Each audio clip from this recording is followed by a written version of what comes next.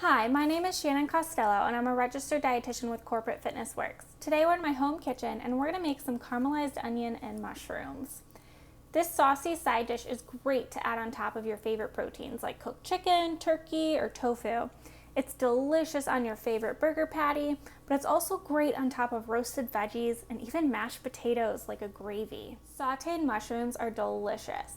Mushrooms are technically a type of fungus, but have incredible medicinal properties and health benefits, including supporting the immune system, reducing inflammation, and benefiting the cardiovascular system. There are several varieties of mushrooms, including button and baby portobello, which is what we'll use in this recipe. Regardless of the type of mushroom, though, they are rich in key minerals such as selenium, zinc, and manganese, and specific types of antioxidants, which all together are what make these a powerful ingredient to support our health year-round. Caramelized onions pair really well with sauteed mushrooms. The caramelization process releases the natural sugars found in onions, making them sweet without needing to add any extra sugar. What actually helps onions caramelize and speeds up the process is using a little bit of balsamic vinegar, or you can also use red wine vinegar.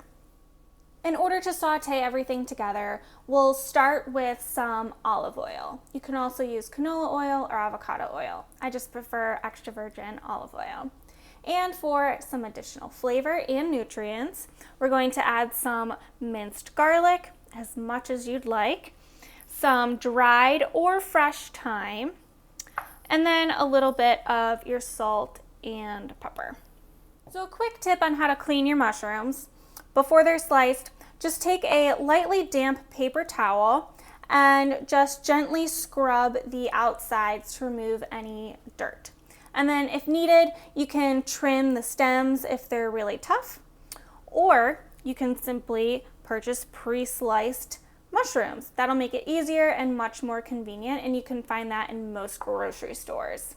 As for the onion, cut these into long, thin slices rather than dicing them, and this will prevent them from browning too fast. So we're going to start by heating a large skillet over medium-high heat, and once it's hot, we'll add our olive oil or cooking oil and let that heat up a little bit as well. And then we'll add our onions first and just stir to coat the onions in the oil. So toss it around. Then we're going to cook the onions for about 5 to 7 minutes while stirring occasionally. They should be soft and just start to turn brown.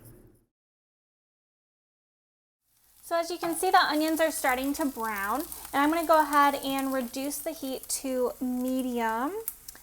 And then we're going to add the balsamic vinegar. So we'll just pour this in, and you'll see it'll start to bubble a little bit, and that's a sign of it reducing in liquid, which is what we want for this mixture in order for it to thicken. So just toss that in and then go ahead and add in your mushrooms, and we'll stir this up and let it cook for another 5 to 7 minutes. Okay, so at this point your mushrooms should be pretty soft and the onions mostly browned. So we're going to go ahead and add our garlic, and then we'll also add our seasonings. Now, a tip on adding seasonings while you're cooking, you want to make sure to measure them out in a separate bowl or container and not pour them from your actual spice jar, because the steam from the cooking will rise into the jar and it will cause the spices and seasonings to cake. So we're going to go ahead and cook this for about another minute just to kind of toast the garlic. We don't want to burn it, but this minute or two of cooking will help all the flavors combine and incorporate and infuse into the mushrooms and the onions. And here we have our finished product. So as you can see, the onions and mushrooms are softened and have soaked up the balsamic vinegar and olive oil, so it's pretty thick. From here you can layer it on top of your favorite protein or cooked vegetables. If you do have leftovers, be sure to let it completely cool before storing it in an airtight container for about up to 4 to 5 days.